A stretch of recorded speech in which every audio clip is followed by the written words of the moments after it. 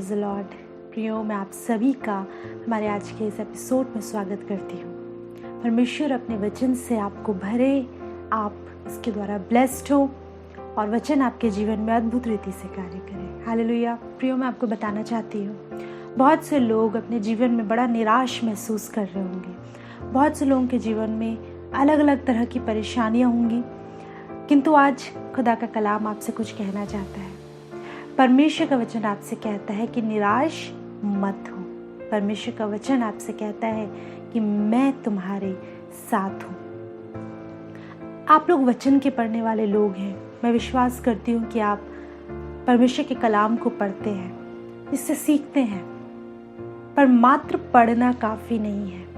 इस वचन को जब आप पढ़ते हैं, इस बात पर विश्वास किया कीजिए कि ये वचन साधारण वचन नहीं है, परमेश्वर के मुख से निकला वचन है और ये वचन आपकी परिस्थितियों को बदलने के लिए सामर्थ्य है। इस बात पर विश्वास किया करिए कि जब उसने कहा मत डर, मैं तेरे साथ हूँ, तो मात्र परमेश्वर ने ये बात कही नहीं है, ये बात आपके जीवन में कार्य करती है जब आप इसे विश्वास से ग्रहण करते हैं। परमेश्वर अपना वर्ड, अपना वचन आपको देते हैं और जब आप उस वचन को पढ़ते हो, जब आप उसे रिसीव करते हो, जब आप उस पर विश्वास करते हो, तो वचन आपकी लाइफ में फ्रूट्स को लेकर आता है। आप जानते हैं, वचन कहता है कि परमेश्वर ने जब इज़राइलियों को मिस्र से बाहर निकाला, जब वो मिस्र की गुलामी में थे, जब वो खुदा के लोग, परमेश्वर के लोग गुलाम थे मिस्र के, वहाँ पे उनसे आपने पढ़ा होगा अपने वचन में कि किस रीति से उनसे काम कराया जाता था। उनको उनका जो पूरी जो मजदूरी होती थी वो भी उनको नहीं दी जाती थी और बहुत अत्याचार मिस्री उन पर करते थे, फ़िरौन उन पर करता था और गुलामी का जीवन वो जी रहे थे। उनका वचन कहता है उन्होंने दोहाई दी परमेश्वर की, उन्होंने दोहाई दी, प्रभु तू कहाँ है। जब उन्हें याद आया कि हमारे पास एक जीवित परमेश्वर है, हम क्यों गुलामी में फंसे हैं, हम क्यों निराश हैं, हम क्यों हताश हैं, और उन्होंने वचन कहता है उन्होंने दोहाई दी परमेश्वर की। और अगर आप निर्गमन 6 उसका 5वां पद अगर आप देखेंगे, इस प्रकार लिखा, इज़राइली जिन्हें मिस्री लोग दासत्व में रखते हैं, उनकी कराहना भी सुनकर मैंने अपनी वाचा को स्मरण किया है। परमेश्वर मूसा से कहते हैं कि इज़राइली जो दासत्व में है, मैंने उनकी कराहना को सुना, यानी कि जो उनके हृदय की कराहट निकली, जब वो पीड़ा में थे, जब वो परेशानी में थे और उन्हें याद आया। एक समय था वो भूल गए परमेश्वर को और अपने अनुसार अपने जीवन को जीने लगे, अपने अनुसार, अपने जो परमेश्वर ने आशीष के रूप में जिस देश में रखा था कि वो फूले फले, उस देश में वो अपने जीवन को जैसा जीना चाहते थे जीने लगे, पाप और गुनाह में पड़ गए। मैं ये सोचती हूँ कि वहाँ मिस्री जिन देवी देवताओं की उपासना करते थे, इज़राइली भी उसी रीति से वो करने लगे होंगे और बहुत से गुनाह और पाप में ये लोग पड़ गए, लेकिन और ये परमेश्वर को भूल गए। और हुआ क्या, जब ये खुदा से दूर हो गए तो गुलामी में चले गए। बहुत पीड़ादायक इनका जीवन हो गया। इनके बच्चे बचपन से ही मजदूरी में और उन सब चीज़ों में ये लोग चले गए थे। खुदा के लोग, परमेश्वर की निज प्रजा इस रीति से सताई जा रही थी और वचन बताता है कि इनकी कराहना को, इनकी कराहट को परमेश्वर ने सुना। जब इन्होंने दोहाई दी, खुदा ने सुना और इन्हें मिस्र की गुलामी से, आपने पढ़ा है किस रीति से बाहर निकाला, किस रीति से ये उस चीज़ से आज़ाद हुए। प्रियो, मैं आपको बताना चाहती हूँ, हो सकता है, बाइबल बताती है जो पाप करता है वो पाप का दास है। जो पाप करता है, यानी कि आप अगर किसी सिन को रिपीटेडली कर रहे हो, आपकी लाइफ में कोई ऐसी सिन है जो आप नहीं चाहते हो करना, but still you are doing it, आप वो करे जा रहे हो। आप नहीं चाहते हो झूठ बोलना, आप नहीं चाहते हो शराब पीना, आप नहीं चाहते हो नशा करना, आप नहीं चाहते हो कोई भी सिन करना, बट फिर भी आप उसे करने पर मजबूर हो रहे हो क्योंकि आपकी देह आपकी देह आपको सोर लेकर जा रही है। आप एडिक्ट हो चुके हो। बहुत सी बातें, व्यभिचार है या बहुत से ऐसे सिंस हैं जिन्हें आप नहीं करना चाहते बट फिर भी वो आपसे हो रहे हैं। पर मैं आपको कहना चाहती हूँ, खुदा का कलाम कहता है यदि तुम पाप करते हो तो पाप के गुलाम हो, उसके दास हो। इजरायली गुलामी में थे, मिस्रियों की गुलामी में थे। वैसे ही जो व्यक्ति आज के समय में पाप कर रहा है वो पाप का दास बन बैठा है। यीशु मसीह आए स्वतंत्र करने के लिए। बाइबल बताती है, यीशु मसीह कहते हैं तुम स्वतंत्रता के लिए बुलाए गए हो, स्वतंत्रता के लिए। जैसे मूसा ने इजरायलियों को उस गुलामी से आज़ाद कराया, वैसे यीशु मसीह आपको आपके पापों से आज़ाद कराते हैं, आपको उस गुलामी के जीवन से बाहर निकालते, फ्रीडम में लेके चलते हैं। सिर्फ और सिर्फ परमेश्वर ये है जो आपको आपके उन बंधनों से आज़ाद कर सकते हैं। सिर्फ यीशु मसीह हैं जो आपको आपके उन सिन से, उन पाप, उन गुनाहों से आज़ाद कर सकते हैं। वचन में हम देखेंगे लिखा है, जब परमेश्वर ने मूसा के द्वारा इन्हें मिस्र की गुलामी से आज़ाद कराया तो वचन कहता है, निर्गमन 13 उसका 20वें पद से आगे हम देखेंगे इस प्रकार लिखा है, फिर उन्होंने सुक्कोत से कूच करके जंगल की छोर पर एताम में डेरा किया और यहोवा उन्हें दिन को मार्ग दिखाने के लिए मेघ के खंबे में और रात को उजियाला देने के लिए आग के खंबे में होकर उनके आगे आगे चला, जिससे वे रात और दिन दोनों में चल सके। उसने ना तो बादल के खंबे को दिन में और ना आग के खंबे को रात में लोगों के आगे से हटाया। बड़ा अद्भुत सा वो नज़ारा था।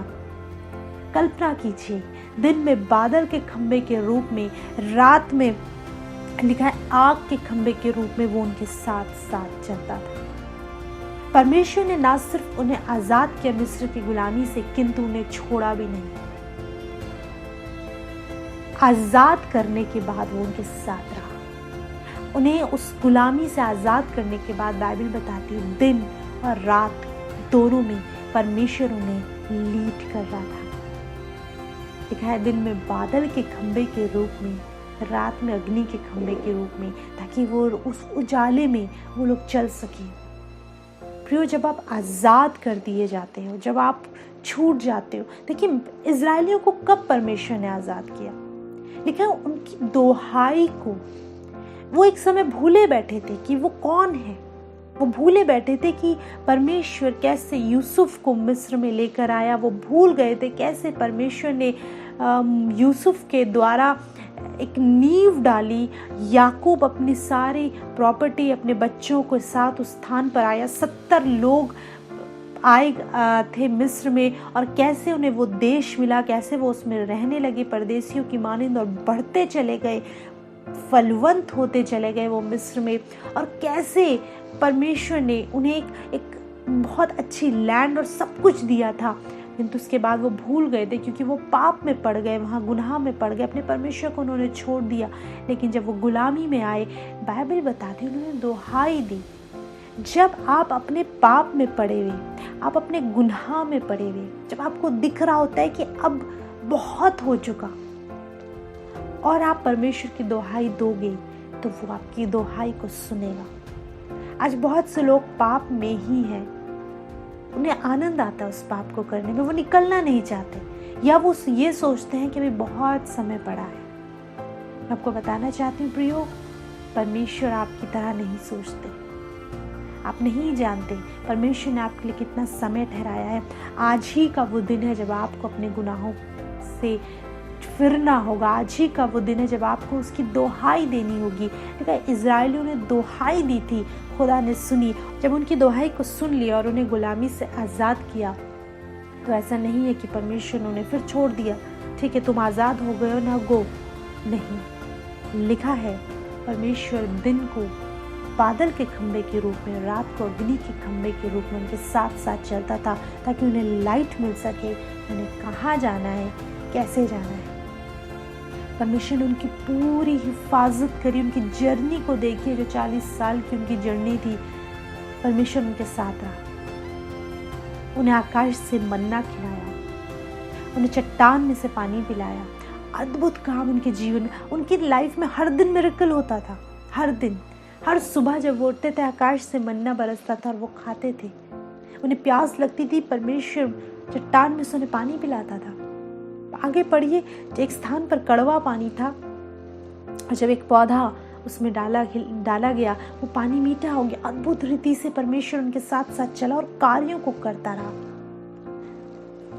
परमेश्वर आपके साथ साथ चलते हैं, आपके जीवन में अद्भुत मिरेकल्स होने लगते हैं। अद्भुत रीति से आप उसकी प्रेजेंस को महसूस करने लगते हो। आप गुलामी में थे, आप आज़ाद कर दिए गए हो, लेकिन आप अकेले नहीं हो। परमेश्वर आपके साथ साथ चलते हैं। वो आपके जीवन में हर दिन मिरेकल करते हैं, हर दिन एक नए आश्चर्य कर्म करेंगे, हर दिन बादल के खंभे के रूप में, रात में अग्नि के खंभे के रूप में आपके साथ चलेंगे। लिखा है ताकि वे रात और दिन दोनों में चल सके, आगे बढ़ सके। रात और दिन आप हर दिन खुदा में बढ़ते जाएं। कोई समय, कोई पहर आपको परमेश्वर की हुजूरी में जाने से ना रोके। ये ना कहिए कि नहीं अब रात है, अब मैं रात में इबादत नहीं कर सकता, बहुत थका हूँ, पूरे दिन मैंने कामों को किया है। देखिए उन समयों को जब आपने परमेश्वर की दोहाई दी थी।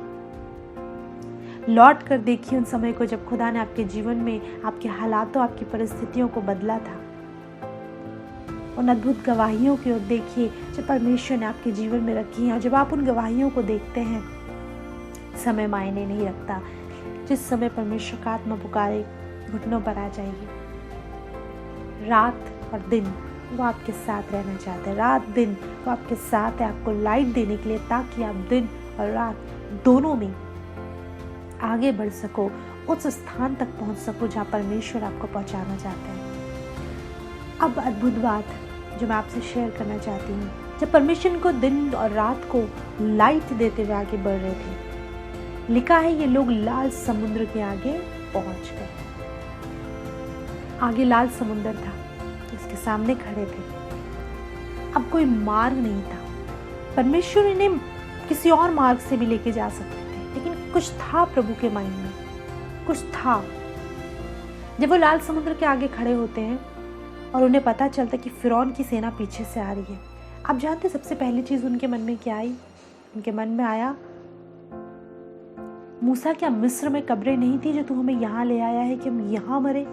इससे अच्छा तो हम ठीक था वहीं थे,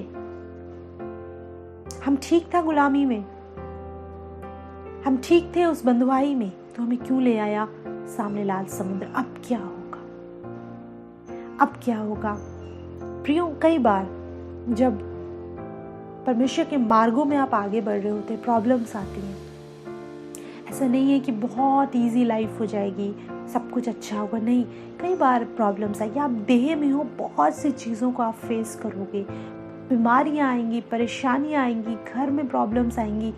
क्वेश्चन ये उठता है कि ऐसी परिस्थितियों में आप क्या सोच रहे हो? क्या सोच रहे हो? जब प्रॉब्लम्स आई है, आपको लोन नहीं मिल रहा, जब प्रॉब्लम आई है कि वो जिस चीज़ के लिए आप दुआ कर रहे हो वो नहीं, चीज़ सही नहीं हो रही है, जब प्रॉब्लम आई है कि आपका बच्चा आपकी नहीं सुन रहा है, आपके घर के हालात नहीं बदल रहे हैं, परिस्थिति नहीं बदल रही, अब आप क्या सोच रहे हो? अब आपके मन में क्या आ रहा है? हम ठीक थे उसी गुलामी में, हम ठीक थे उस जीवन में, हम क्यों आ गए? आगे लाल समुद्र, हम क्या करें? देखिए, आप पढ़ के देखिए, वचन कहता है निर्गमन 14:10 पद से आगे आप देखिए ये क्या कह रहे हैं। जब फिरौन निकट आया तब इजरायलियों ने आंखें उठाकर क्या देखा कि मिस्री हमारा पीछा किए चले आ रहे हैं, और इजरायली अत्यंत डर गए और चिल्लाकर यहोवा की दोहाई दी। और वे मूसा से कहने लगे, क्या मिस्र में कब्रें ना थी जो तू हमको वहां से मरने के लिए जंगल में ले आया? तूने हमसे ये क्या किया? हमको मिस्र से निकाल ले आया? क्या हम तुझसे मिस्र में ये बात ना कहते रहे कि हमें रहने दे कि हम मिस्रियों की सेवा करें? हमारे लिए जंगल में मरने की अपेक्षा मिस्रियों की सेवा करना अच्छा था। ये लोग क्या कह रहे थे? हम मिस्र की गुलामी में सही थे, क्यों ले आया तू हमें? उसी जीवन में अच्छे थे। प्रियो, आप क्या कहते हो जब आपकी लाइफ में ऐसी प्रॉब्लम्स आती हैं, जब आप किसी विषय के लिए दुआ कर रहे होते और विषय नहीं पूरा होता, आप क्या सोचते हो? मूसा ने क्या कहा लोगों से? मूसा ने कहा, 13 पद, मूसा ने लोगों से कहा, डरो मत, खड़े खड़े वो उद्धार का काम देखो जो यहोवा आज तुम्हारे लिए करेगा, क्योंकि जिन मिस्रियों को तुम आज देखते हो उनको फिर कभी देखने ना पाओगे। यहोवा आप ही तुम्हारे लिए लड़ेगा, इसलिए तुम चुपचाप रहो। मूसा में और इजरायलियों में यहाँ आपको एक डिफरेंस नजर आएगा। बहुत ध्यान से समझिएगा इस बात को। अगर आपने ये बात समझ ली, आने वाली कितनी भी प्रॉब्लम्स हो या आज आप किसी भी चीज को फेस कर रहे हो, आप के सोचने का तरीका बदल जाएगा। आप कुछ अद्भुत रिसीव करने वाले हो यीशु मसीह के नाम। इजरायलियों में और मूसा में एक डिफरेंस था। इजरायली ये सोच रहे थे ये लाल समुंदर आ गया। पहली बात, लाल समुद्र आ गया, वो डर गए। दूसरी बात, वो सोचने लगे कि हम वहीं अच्छे थे जहां हम पहले थे। हम मिस्रियों की सेवा कर रहे थे, वो ठीक था, तो हमें यहाँ क्यों ले आया। मूसा जो सोच रहा था वो कह रहा था जिनको तुम अभी देख रहे हो तुम आगे उन्हें देखने ना पाओगे। खड़े रहो, परमेश्वर के काम को देखो जो आज तुम्हारे लिए करेगा। परमेश्वर ने इस समय मूसा से कुछ नहीं कहा था, बट स्टिल इसे विश्वास था कि सब कुछ बदल जाएगा। इसे विश्वास था कि मिस्रियों को जिन्हें मैं अभी देख रहा हूँ अब मैं नहीं देखूंगा। इसे विश्वास था मूसा को, पर कैसे? एक अद्भुत विश्वास इसके भीतर था, बट क्वेश्चन है कैसे? क्योंकि मूसा परमेश्वर को पर्सनली जान चुका था, पर्सनली समझ चुका था। उसे विश्वास था कि अगर वो मुझे यहाँ तक लेकर आया है, इस प्रॉब्लम का जो मेरे सामने है लाल समुद्र के रूप में, इसका कोई वजूद नहीं है, मैं इस मिस्रियों को दोबारा नहीं देखूंगा। वो इजरायलियों से कहते डरो नहीं, खड़े खड़े वो काम देखो। मूसा ने लोगों से कहा डरो नहीं, खड़े खड़े उद्धार का काम देखो जो यहोवा आज तुम्हारे लिए करेगा। आपने देखा उसके बाद क्या होता है, आप जानते हो क्या हुआ। जब मूसा ने स्वर्ग की ओर लाठी उठाई, पुरवाई चली, एक आंधी सी आई बहुत तेज, और उसने समुद्र को दो भाग कर दिया। और आप जानते हैं मिस्रियों का अंत हो गया। वचन बताता है कि मूसा जानता था आगे क्या होगा। अभी तक हुआ नहीं था ये सब कुछ, उससे पहले ही उसने कह दिया जिन मिस्रियों को तुम अभी देख रहे हो दोबारा नहीं देखोगे। अब आपने इस कलाम को पढ़ा है, आप इस कलाम के बारे में मुझे लगता है बहुत बार सुन चुके हो, पढ़ चुके हो।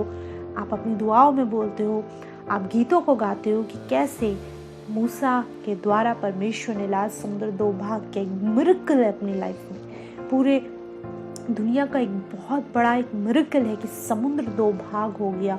कैसी पुरवाई चली, समुद्र दो भाग हो गया। आप इसने इस कलाम को पढ़ा है, आप जानते हो क्या हुआ है, आप पहले से जानते हो। जब आप चैप्टर की स्टार्टिंग करोगे आपको मालूम है आगे क्या होने वाला है। जब मैं बोल रही थी आपको मालूम था सिस्टर आगे क्या बोलेंगी, लाल समुद्र दो भाग होगा, आपको पहले से मालूम है। फिर जब आप अपने जीवन के लाल समुद्रों के आगे खड़े होते हो, आपको मालूम है क्या हुआ था इस चैप्टर में जब आपने स्टार्टिंग करी। जब आपको मालूम है कि मैं अब क्या बोलूँगी, आपको पता है लाल समुद्र दो भाग हुआ, आप उस स्थान पर पहले से पहुंच सकते हो जब मरियम स्तुति के गीत गा रही थी। जब इन लोगों ने लाल समुद्र पार करा, जब उस तरफ पहुंचे, इधर फिरौन की सेना डूब गई, समुद्र नॉर्मल हो गया, ये आगे पहुंचे, मरियम ने स्तुति के गीत को गाया, इजरायली आराधना करने लगी, धन्यवाद देने लगे। आप उस स्थान में पहले से पहुंच सकते हो। कभी खड़ा करा है आपने वचन में अपने आप को कि आप यहाँ इजरायली खड़े हैं, वो कुड़कुड़ा रहे हैं मूसा पर, आप भी वहीं पे खड़े हो, आप सुन रहे हो इधर से इजरायलियों की कि वो ये बातें कर रहे हैं, आप सुन रहे हो मूसा की, मूसा ने क्या कहा, डरो नहीं, उद्धार का काम देखो। आपको मालूम है लाल समुद्र आगे, और आपको मालूम है कि अब क्या होगा, और आप एकदम से उस स्थान पर पहुंच जाओगे और वहाँ पर आप खड़े हुए देखोगे कि लाल समुद्र दो भाग था, ठीक हो चुका है, और अब आप मरियम के साथ स्तुति करोगे। आपको मालूम है आगे क्या होगा। आपके जीवन में जब लाल समुद्र आता है, जब परेशानियां आती हैं, बहुत ध्यान से समझिए, कोई भी परेशानी बड़ी से बड़ी हो सकती है। लाल समुद्र बहुत बड़ा था, ऐसे आपकी लाइफ में कोई बहुत बड़ी समस्या आ गई जो आपकी दृष्टि में बहुत बड़ी, और आप कह रहे हो प्रभु तो सुन नहीं रहा, क्यों नहीं ये प्रॉब्लम दूर हो रही, क्यों नहीं ये परेशानी दूर हो रही। प्लीज मैं आपसे कहना चाहती हूँ, आप पहले से जानते हो क्या होगा।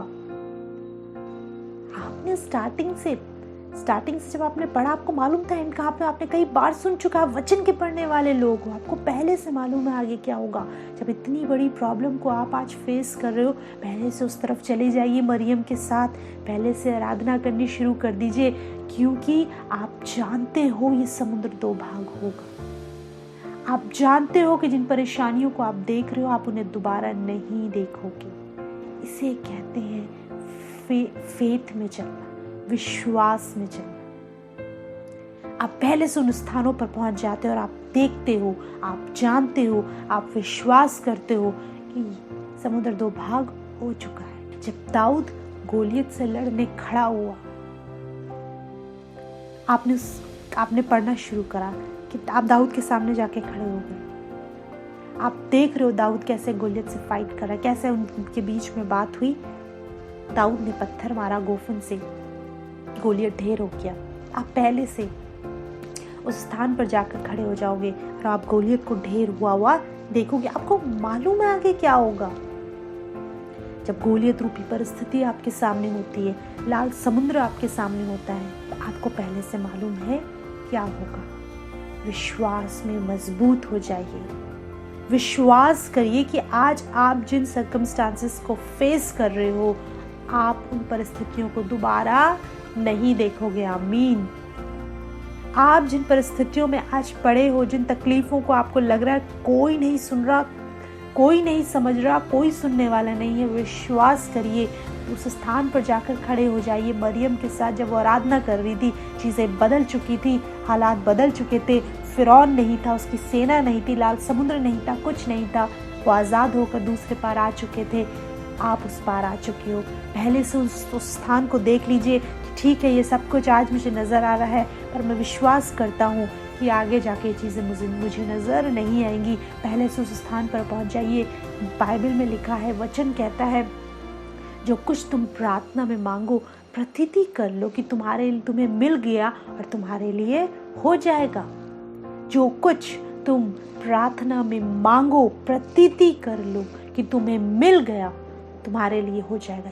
ये है फेथ, ये है वो विश्वास कि आप प्रतीति कर लेते हो पहले से कि वो चीज़ आपको मिल चुकी है और आपके लिए हो जाएगी। कोई इसमें डाउट नहीं, कोई संदेह नहीं है। यदि खुदा की इच्छा में है, वो चीज़ आपको मिलने से नहीं रुक सकती, आपको निश्चय मिलेगी।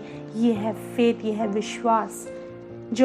जब आप प्रॉब्लम में पड़ते हो, आपकी निगाहें खुदा की ओर रहती है और आप कहते हो, लॉर्ड तुझे पहले देख रहा हूँ, आपको पहले देख रहा हूँ, आप पर मेरा विश्वास है, फिर इस प्रॉब्लम को देख रहा हूँ। और मैं जानता हूँ कि जब मेरी नज़रें आप पर हैं, जब मेरी निगाहें आप पर हैं, ये प्रॉब्लम निश्चय दूर होगी। पढ़ के देखिए, वचन कहता है निर्गमन 14 उसका 20वां पद कहता है, इस प्रकार वो मिस्रियों की सेना और इजराइलियों की सेना के बीच में आ गया।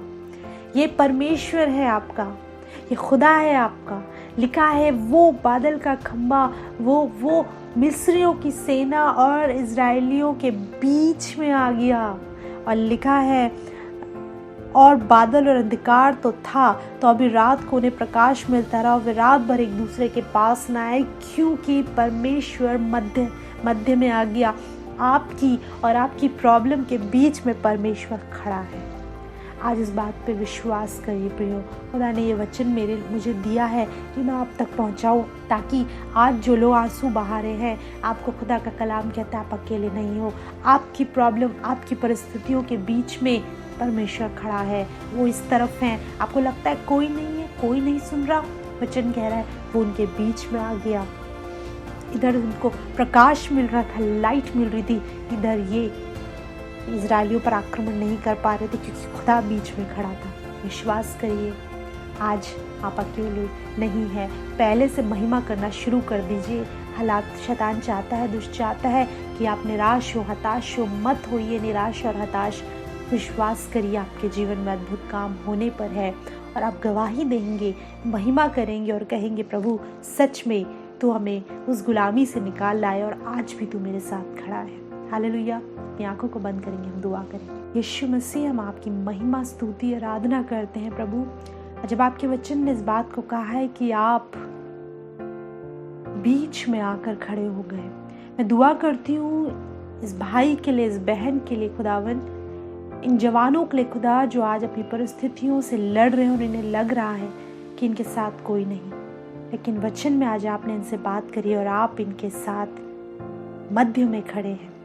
कोई परिस्थिति इनका कुछ नहीं बिगाड़ सकती प्रभु, क्योंकि आप इनके साथ हैं। और प्रभु वो देखने वाली आंखें दीजिए खुदावन कि देखने पाएं कि ये उस स्थान पर है जहाँ इनकी दुआएं सुन ली गई हैं, सब कुछ बदल चुका है। ओ प्रभु अनुग्रह करें। मैं विश्वास करती हूँ प्रभु आज ही इसी वक्त इनके जीवन में अद्भुत काम हो रहे हैं। इसी घड़ी खुदावन बंधन टूट रहे हैं, इसी घड़ी अंधकार जा रहा है, आपका जाला इनके जीवनों में आ रहा है प्रभु। ओ खुदावन ये आपकी महिमा को देखने पा रहे हैं। मैं विश्वास करती हूँ खुदावन हर एक अंधकार की बात इन्हें छोड़कर जा रही, इनके घरों को छोड़कर जा रही है। खुदावन तेरी उपस्थिति से ये भर रहे हैं, ये मेरा विश्वास है प्रभु। सारा आदर महिमा इज्जत हम आपको देते हैं प्रभु। सब कुछ आपके हाथों में सौंपते और इस प्रार्थना को यीशु के नाम में पिता से मांगते हैं, आमीन। Praise the Lord, hallelujah. आज के वचन के द्वारा प्रियो प्रभु आपको बहुत ब्लेस करे और मैं विश्वास करती हूँ कि ब्लेस किया है। अपने टेस्टमनीज को, अनुभव को या प्रेयर रिक्वेस्ट को आप लोग शेयर कर सकते हैं। आप कॉन्टैक्ट डिटेल देख लोगे, आप कॉल कीजिए, हमारे प्रेयर वॉरियर्स आपसे बात करें। प्रियो ये एपिसोड यूट्यूब पर भी अवेलेबल है, इसलिए बार बार इस बात को कहती हूँ ताकि यदि आपने कुछ मिस किया है तो आप वचन को सुन सकें। हमारा उद्देश्य सिर्फ इतना है कि आप परमेश्वर का अधिक से अधिक वचन आपके भीतर उतरे और ना सिर्फ आप उसे सुने पर वो आपको ग्रो करे प्रभु में। हालेलुया। एवरी सैटरडे और मंडे हमारा ये प्रोग्राम आता है इसी चैनल पर दोपहर 12 बजे आप देख सकते हैं। और परमेश्वर अपने वचनों के द्वारा आपको और अधिक अपने निकट लेकर आए। प्रभु में बढ़ते जाएं, वचन को पढ़ा करिए, उसकी उपस्थिति में बैठा करिए, क्योंकि जो आप सुनते हैं पवित्र आत्मा उन चीज़ों में आपको आगे बढ़ाता है। हालेलुया। अगले सप्ताह प्रियो आपसे दोबारा मुलाकात करेंगे। तब तक प्रभु यीशु मसीह में आप सभी को हमारा सलाम।